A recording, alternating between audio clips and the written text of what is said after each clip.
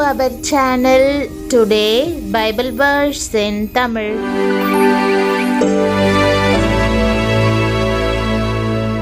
இன்றைய வசனம் மத்தேயு 7ஆம் அதிகாரம் 8ஆம் வசனம். கிறிஸ்துவுக்குள் பிரியமானவர்களே, நம்முடைய ஆண்டவரும் இரட்சகருமான இயேசு கிறிஸ்துவின் வல்லமையுள்ள நாமத்தில் உங்களை வாழ்த்துகிறேன். விசுவாசத்தில் கேட்பவர்கள், தேடுபவர்கள் மற்றும் தட்டுபவர்கள் கதவுகள் திறந்திருப்பதையும் ஆசிர்வாதங்கள் பொழிவதையும் காண்பார்கள் என்று ஆண்டவர் வாக்குறுதி அளிக்கிறார். பிரியமானவர்களே, ஆண்டவரிடத்தில் நாம் கேட்கும் பொழுது சகலத்தையும் பெற்றுக்கொள்ளும்படியான கிருபையை தருகிறார். அவரை தேடும் பொழுது அவருடைய ஆசிர்வாதத்தை நாம் கண்டடைய நம்முடைய கண்களை திறக்கிறார். கேட்கிறவன் எவனும் பெற்றுக்கொள்ளுகிறான், தேடுகிறவன் கண்டடைகிறான், தட்டுகிறவனுக்கு திறக்கப்படும் என்ற வாக்குத்தத்த வசனத்தை இன்று நாம் தியானிப்போம். எலியா தீர்க்கதரிசி யோர்தான் நதியை கடக்க வேண்டிய சூழ்நிலை வந்தது. யோர்தான் கரை புரண்டு ஓடுகிறது. அதை தாண்டி செல்ல அவருக்கு வழி இல்லை. அப்பொழுது அவர் எலியா தீர்க்கதரிசியிடமிருந்து விழுந்த சால்வையை தன் கையில் எடுத்து எலியாவின் தேவன் எங்கே என்று சொல்லி தண்ணீரை அடிக்கிறார். உடனே தண்ணீர் அப்படியே நிற்கிறது. நதி இரண்டாக பிளந்து வாசல் திறக்கிறது. அவர் நடந்து மறு கரைக்கு சென்று அற்புதங்களும் அடையாளங்களும் அவர் மூலமாக நடைபெறும்படியாக ஆண்டவருடைய வல்லமையினால் நிரம்பி செயல்பட்டார். இதே போல உங்களுக்கும் இன்று நடக்கும். என் நாமத்தினாலே எதை கேட்டாலும் செய்வேன் என்று ஆண்டவர் சொல்லுகிறார். ஆம், விசுவாசத்தில் இயேசுவின் நாமத்தை சொல்லும் பொழுது புதிய வாசல்கள் திறக்கும். ஏனென்றால் நானே வாசல். ஒருவன் தட்டும் பொழுது வாசலை திறப்பேன். அவன் எனக்குள் வந்து மேய்ச்சலை கண்டடைவான். அவன் திருப்தியாய் சாப்பிட்டு ஆசீர்வாதத்தை அனுபவிப்பான் என்று இயேசு சொல்லுகிறார்.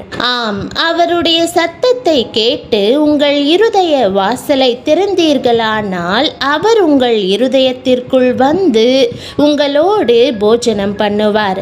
நீங்கள் கேட்கிறவைகளையெல்லாம் அவர் உங்களுக்கு தருவார். நீங்கள் தேடிக்கொண்டிருக்கிற எல்லாவற்றையும் நீங்கள் கண்டடையும்படியாக அவர் அருள் புரிவார்.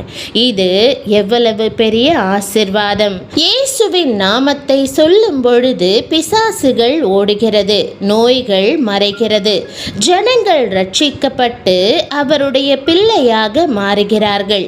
அந்த கிருபையின் சாவியை கர்த்தர் உங்களுக்கு கொடுத்திருக்கிறார்.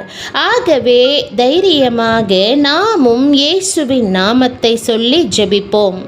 தேவன் நம்மோடு பேசுகிற வார்த்தைகளை கேட்கும்படி நம்முடைய செவியை திறப்போம். முடிவு பரியந்தம் நிலை நிற்பவனே ரட்சிக்கப்படுவான் என்று வேதம் கூறுகிறது. ஒவ்வொரு நாளும் ஜெபத்துடனே வேதத்தை வாசிப்போம். அப்பொழுது முடிவு பரியந்தம் நாம் அவருடைய வார்த்தையில் நிலை நிற்போம். நீங்கள் என்னிலும் என் வார்த்தைகள் உங்களிலும் நிலைத்திருந்தால் நீங்கள் கேட்டுக்கொள்வதெதுவோ அது உங்களுக்கு செய்யப்படும் என்று ஆண்டவர் கூறுகிறார். இயேசு கிறிஸ்துவே அந்த வார்த்தையாய் இருக்கிறார். நாம் வேதத்தில் ஜெபத்துடனே நிலைத்திருந்து ஆண்டவர் கூறுகிற ஒவ்வொரு வார்த்தையையும் கவனமாக கேட்டு அவர் தருகிற ஆசீர்வாதங்களை பெற்றுக்கொள்வோம். மத்தேயு 9:32 மற்றும் 33 வசனங்களில் அவர்கள் புறப்பட்டு போகையில் பிசாசு பிடித்த ஊமையான ஒரு மனுஷனை அவரிடத்தில் கொண்டு வந்தார்கள். பிசாசு துரத்தப்பட்ட பின்பு ஊமையன் பேசினான். ஜனங்கள் ஆச்சரியப்பட்டு இஸ்ரவேலில் இப்படி ஒரு காலம் காணப்படவில்லை என்றார்கள் என்று வாசிக்கிறோம். ஊமையனை பேச வைத்த தேவன் உங்களுக்கும் அற்புதம் செய்வார். ஏனென்றால் கேட்கிற கேட்கிறவன் எவனும் பெற்றுக்கொள்ளுகிறான், தேடுகிறவன் கண்டடைகிறான், தட்டுகிறவனுக்கு திறக்கப்படும் என்று இன்றைய வாக்குதத்த வசனம் கூறுகிறபடி நாம் ஆண்டவரிடத்தில் கேட்டு அற்புதங்களை பெற்றுக்கொள்ள வேண்டும். இயேசு சகல பட்டணங்களையும் கிராமங்களையும் சுற்றி நடந்து ஜெப ஆலயங்களில் உபதேசித்து ராஜ்யத்தின் சுவிசேஷத்தை பிரசங்கித்து ஜனங்களுக்கு உண்டாயிருந்த சகல வியாதிகளையும் சகல நோய்களையும் நீக்கி அவர்களை சொஸ்தமாக்கினார். இயேசு இன்றும் ஜீவிக்கிறார். இன்றைக்கும் அவர் அற்புதம் செய்கிறார். உங்கள் வாழ்விலும் அவர் செய்கிற அற்புதத்தை காண்பீர்கள். மேலும் அவர் பட்டணங்கள் தோறும் கிராமங்கள் தோறும் பிரயாணம் பண்ணி தேவனுடைய ராஜ்யத்திற்குரிய நற்செய்தியை கூறி பிரசங்கித்து வந்தார் என்று வேதத்தில் வாசிக்கிறோம். ஆண்டவர் கிராமங்களுக்கும் பட்டணங்களுக்கும் சென்று சுவிசேஷத்தை பிரசங்கித்து வந்தார். அவரது சீஷர்கள் 12 பேரும் தங்களுடைய பசி பட்டினியையும் பொருட்படுத்தாமல் நகரங்கள் கிராமங்கள் தோறும் சென்று ஜனங்களுடைய நோய்கள், பாவங்கள் மற்றும் பிசாசின் கிரியைகளிலிருந்து விடுவித்தார்கள். நசரேயனாகிய இயேசுவை தேவன் பரிசுத்த ஆவியினாலும் வல்லமையினாலும் அபிஷேகம் பண்ணினார். தேவன் அவருடனே கூட இருந்தபடியினாலே அவர் நன்மை செய்கிறவராயும் பிசாசின் வல்லமையில் அகப்பட்ட யாவரையும் குணமாக்குகிறவராயும் சுற்றித் திரிந்தார் என்றும், அவர் திரளான ஜனங்களை கண்ட பொழுது அவர்கள் மேய்ப்பனில்லாத ஆடுகளைப் போல தொய்ந்து போனவர்களும் சிதறப்பட்டவர்களுமாயிருந்தபடியால் அவர்கள் மேல் மனதுருகினார் என்றும் நாம் வாசிக்கிறோம். ஆம், தேவன் உங்கள் மீதும் மனதுருக்கமுடையவராகவே இருக்கிறார்.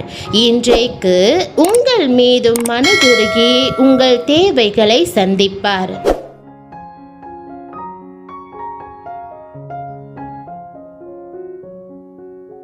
ஜெபம். அன்பின் ஆண்டவரே, இயேசு என்னும் உம்முடைய வல்லமையுள்ள நாமத்திற்காக ஸ்தோத்திரம். இந்த உலகத்தில் இருக்கிறவனை விட நீர் பெரியவர். அவனை நீர் சிலுவையில் வெற்றி சிறந்திருக்கிறீர். பிசாசுகளை துரத்தும். பயத்தின் ஆவி, திகிலின் ஆவி, சோர்வின் ஆவி முற்றிலுமாய் மறையட்டும். இப்பொழுது உம்முடைய பரிசுத்த ஆவியினால் இடம் கொள்ளாமல் போகும் மட்டும் என்னை நிரப்பும். நீர் என்னை நீர்ப்பாய்ச்சலான தோட்டமாக வைக்கும்படி புதிய வாசலை திறந்தருளும். ஆசீர்வாதமான மழை வரட்டும்.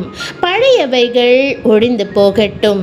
எல்லாம் புதிதாகட்டும். எல்லாவற்றையும் நீர் புதிதாக சிருஷ்டித்து கொடுப்பதற்காக உமக்கு ஸ்தோத்திரம். நீர் அன்பும் இரக்கமும் நிறைந்தவர். நீர் ஒருபோதும் மாறுவதில்லை. இன்று என் வாழ்விலும் ஒரு அற்புதம் செய்தருளும். அடிமைத்தனத்திலிருந்து என்னை விடுவித்தருளும். என் நிலைமையை மாற்றும். நன்மையானவை காண கிருபை செய்தருளும். நீர் உண்மையுள்ளவர். நீர் என் மேய்ப்பர். நீர் மட்டுமே எனக்கு உதவ முடியும். என்னையும் உமது சாட்சியாய் மாற்றும். உமது நாமம் மகிமையடையும்படி நற்செய்தியை பகிர்ந்து கொள்ள உதவியருளும்.